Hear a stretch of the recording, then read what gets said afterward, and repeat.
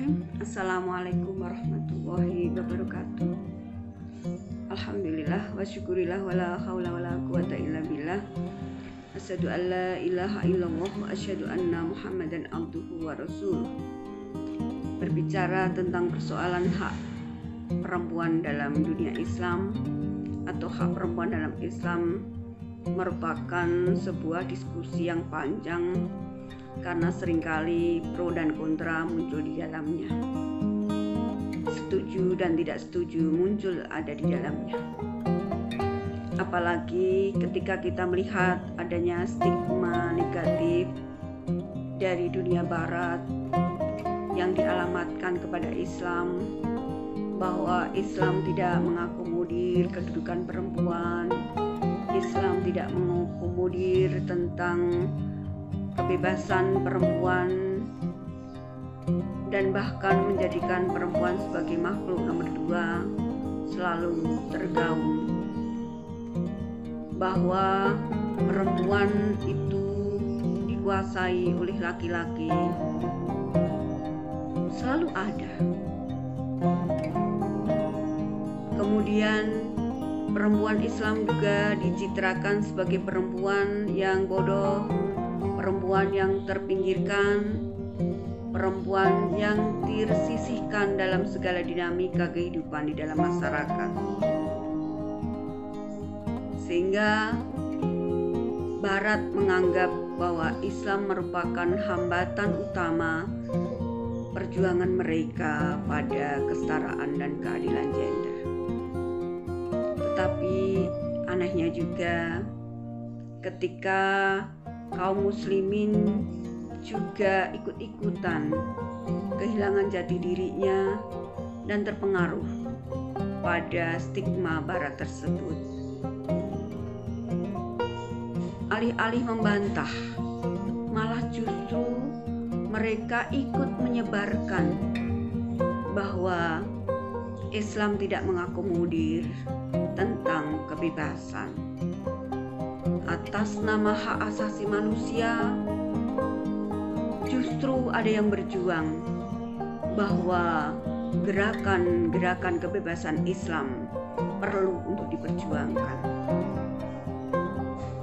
Imbas terakhir munculnya gerakan LGBT, di mana kebebasan seorang perempuan untuk punya istri juga perempuan atau suami perempuan, atau juga sebaliknya, seorang laki-laki mendapatkan seorang istri yang juga berjenis kelamin laki-laki, ikut tergaungkan dalam rangka kesetaraan dan keadilan gender. Sekali lagi, ketika kita bicara Islam, maka kita akan bicara tentang sejarah bagaimana justru Islam sangat menjunjung tinggi keberadaan perempuan. Memang tidak bisa dipungkiri ada beberapa perbedaan yang sangat hakiki antara perempuan dan laki-laki dalam dunia Islam.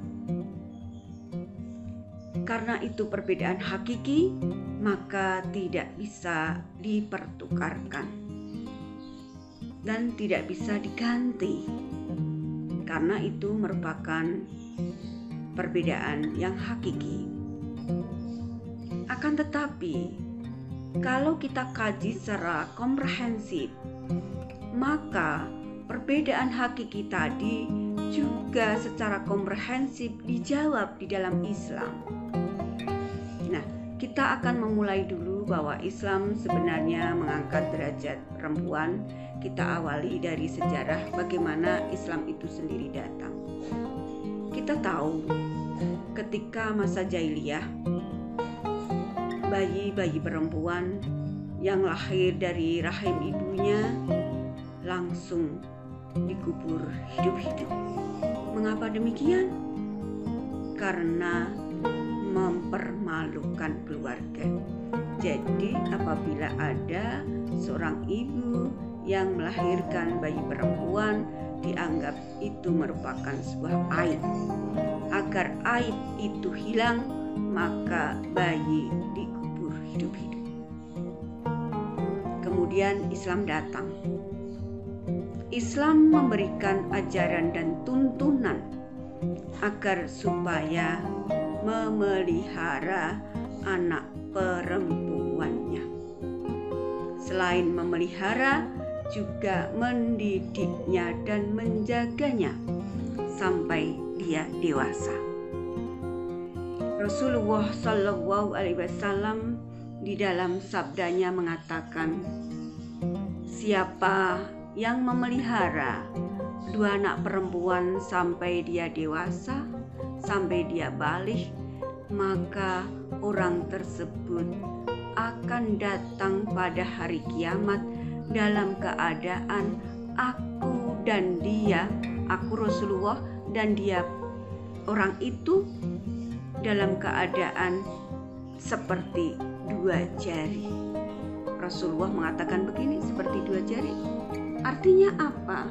Artinya ada janji ganjaran pahala ketika dia di akhirat datangnya bersebelahan dengan Rasulullah.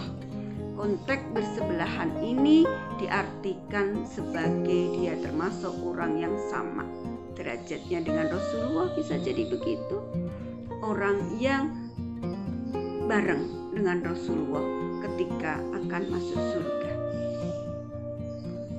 Yang kedua, ketika dia remaja atau ketika dia baligh, ketika dia dewasa akan dinikahkan, maka Islam mengajarkan bagi orang-orang yang akan menikahkan perempuan, maka harus ada izin dan sepakat dari perempuan itu. Tidak boleh seorang janda dinikahkan hingga dia tidak diajak musyawarah berpendapat, dan tidak boleh seorang gadis dinikahkan tanpa minta izinnya. Walaupun ketika seorang gadis dimintai izin, dia diam saja, maka itu dianggap persetujuannya. Tapi yang terpenting di sini harus ada persetujuan dari si gadis. Maka Islam tidak ada yang namanya kawin paksa, tidak ada. Ajaran Islam mengatakan demikian. Kalau toh itu ada cerita di Indonesia, Siti Nurbaya dan sebagainya, itu karena budaya, bukan ajaran Islam. Yang ketiga, ketika dia menjadi seorang ibu, sungguh Islam sangat mengajarkan bahwa penghormatan kepada ibu menempati posisi 75%. Yang 25% baru ayahnya. Kalau itu kita persentase. Rasulullah ditanya, ya Rasulullah, siapa yang kita hormati? Ibumu. Siapa lagi ya Rasulullah? Ibumu. Siapa lagi ya Rasulullah? Ibu. Baru kemudian bapakmu.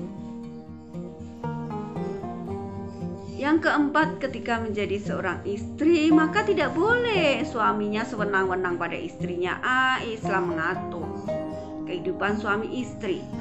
Seorang laki-laki harus melakukan cara-cara yang ma'ruf, cara-cara yang baik apabila dia ingin menggauli istrinya.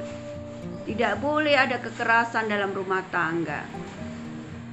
Menggauli tidak hanya persoalan menggauli suami istri, tapi lebih pada ranah juga inklusif di dalamnya adalah bagaimana berkegiatan di dalam rumah tangga itu. Nah, sekali lagi kemudian kita ungkapkan bahwa tadi Islam mengatakan memang ada perbedaan hakiki antara laki-laki dan perempuan. Perbedaannya di mana? Misalnya dalam persoalan aurat. Islam mengatur ada perbedaan di sana. Yang kedua, dalam persoalan pembagian harta waris, Islam mengatur laki-laki 2 bagian, perempuan 1 bagian. Akan tetapi misalnya dalam hak waris ini tidak berhenti seperti itu, masih ada kelanjutannya secara komprehensif. bahwa nanti laki-laki itu adalah bertanggung jawab kepada istrinya ketika dia menikah. Nah, orang biasanya hanya sampai pada di situ saja, pemikirannya berhenti, mandek, padahal tidak demikian. Khotib, imam dalam sholat berjamaah, laki-laki, walaupun kemudian pernah Aminah Wadud dan menjadi pergunjingan dunia, pernah menjadi imam sholat Jumat di Amerika. Dia punya landasan yang berbeda, akan tetapi kemudian banyak ulama yang menidakbolehkan itu. Kalau di Indonesia kita berbicara tokoh, misalnya Bapak Khoury Shihab, justru menambahkan tidak hanya hak hidup, hak bersuara ketika ada pada ranah keluarga tadi dinikahkan, tapi kemudian lebih lanjut Pak Khoury Shihab mengatakan bahwa perempuan juga memiliki hak politik, memilih. Jadi politik di sini bisa memilih, bisa juga dipilih pada konstelasi kekuasaan. Kemudian hak bekerja atau hak berprofesi, dan juga hak belajar. Kemudian dalam bukunya Usman Al-Husid juga menambahkan di sana ada hak sipil, yaitu hak berkewarganegaraan, ya, hak berpendapat, bahkan ditambahkan hak untuk mengajukan gugatan cerai. Sehingga ada hak-hak seperti itu. Saya katakan tadi, persoalan diskusi tentang persamaan derajat antara laki-laki dan perempuan panjang, tidak pernah berhenti karena masing-masing memberikan interpretasi yang berbeda. Mengapa memberikan interpretasi yang berbeda? Tergantung dari konteks, tergantung dari latar belakang siapa dan mengapa dan bagaimana menafsirinya. Banyak memang ayat-ayat yang kemudian disebutkan sebagai ayat-ayat yang bersifat misoginis. Mengapa disebut dengan misoginis? Yaitu ayat-ayat yang dianggap sudah memandang rendah dan meremehkan perempuan, sehingga disebut dengan ayat-ayat oleh golongan perjuang gender, itu disebut dengan ayat-ayat misoginis. Nah, ayat-ayat tersebut di blow up, ayat-ayat tersebut selalu digaungkan tanpa ada sebuah proses pembelajaran yang komprehensif, begitu. Misalnya, salah satu contoh ayatnya, ya, An-Nisa 34 yang mengatakan ar-rijalu qawwamuna 'alan nisa, bahwa kaum laki-laki itu adalah pemimpin bagi kaum perempuan. Oleh karenanya, Allah telah melebihkan sebagian mereka, kaum laki-laki, atas sebagian yang lain, yaitu kaum perempuan. Dan karena mereka, yaitu laki-laki, telah menafkahkan sebagian dari harta mereka kepada perempuan. Nah, banyak sekali mufasir yang mengartikan bahwa ayat ini memiliki kedudukan yang tinggi pada laki-laki dibandingkan perempuan. Dalam segala bidang, dia mengatakan segala bidang. Walaupun kemudian diskusi yang lain mengatakan bahwa ini dalam ranah keluarga, dalam ranah domestik, sedangkan pada ranah publik tidak demikian.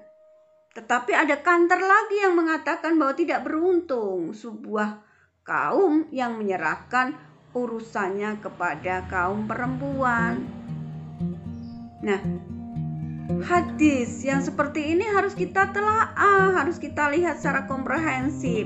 Mengapa muncul, bagaimana situasi keadaannya, seperti apa. Jadi ada teks dan ada konteksnya, ada asbabul urud dan asbabul nuzulnya. Harus kita pahami secara detail yang seperti itu. Nah, sekarang bagaimana sih sebenarnya antara laki-laki dan perempuan itu di dalam Islam seperti apa. Sebagai kajian penutup, catatan kita bisa dijadikan sebagai diskusi panjang nanti adalah Islam dari awal sudah menghormati kedudukan perempuan. Memang laki-laki dan perempuan itu berbeda. Yang berbeda itu jangan disamakan. Karena yang berbeda itu merupakan sebuah hak yang hakiki. Kemudian, apabila ada gerakan-gerakan feminisme yang berbagai macam muncul ada, maka pilihlah yang bijak dan pilihlah yang benar dalam rangka untuk memajukan dan mengangkat derajat perempuan. Jangan hanya berdalih atas nama hak asasi manusia muncul LGBT. Tengok LGBT itu bagaimana dalam Islam. Bagaimana akibatnya? Bagaimana nanti dunia menjadi bobrok apabila muncul itu. Sehingga menjadi tugas penting bagi kita umat Islam untuk memahami bagaimana hak asasi, hak dan kewajiban perempuan dalam Islam tersebut untuk bisa kita terapkan dalam kehidupan sehari-hari. Sekali lagi, laki-laki dan perempuan dalam Islam itu beda tetapi tidak untuk dibedakan. Laki-laki dan perempuan itu dalam konteks hak untuk bermasyarakat sama. Yang membedakan adalah tingkat ketakwaannya. Saya kira itu yang bisa saya sampaikan. Lebih banyak kita nanti berdiskusi panjang saja dalam kaitannya dengan hak dan kewajiban perempuan Islam. Terima kasih. Assalamualaikum warahmatullahi wabarakatuh.